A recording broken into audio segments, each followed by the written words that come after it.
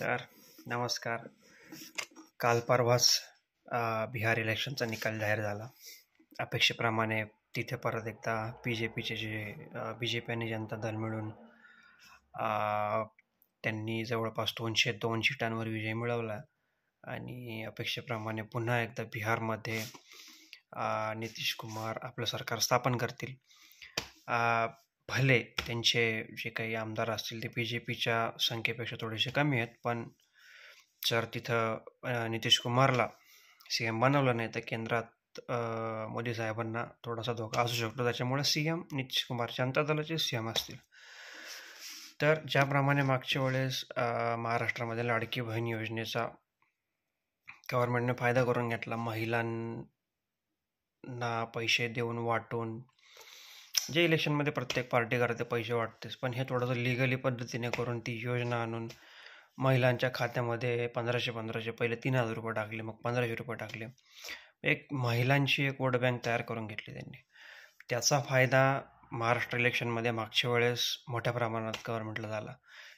आत्ताची जी गव्हर्नमेंट आहे BJP, Devendra Fadnavis CM आहे, तर सेम BJPने बिहारच्या स्त्रियांसाठी जवळपास 10,000 रुपये प्रत्येक स्त्रीला इलेक्शनच्या आधी जाहीर केले की त्यांच्या अकाउंटमध्ये हे 10,000 रुपये जमा होतील इलेक्शनच्या आधी. तर त्याचाही फायदा कुठंतरी जनता दलाला म्हणा किंवा BJPला झालेला दिसतोय येते. आणि फक्त ह्याच गोष्टी लक्षात न घेता तर 2005च्या आधीचा बिहार, 2005च्या नंतरचा बिहार म्हणजे आत्ताचा बिहार, याच्यात बरेचसे बदल झालेत.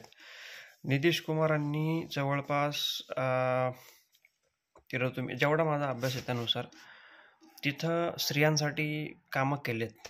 तुम्ही म्हणाल तर महत्त्वाचं काम म्हणजे दारूबंदी केली. दारूबंदीचा एक फायदा तिथे स्त्रियांना झाला आहे दारूबंदीमुळं.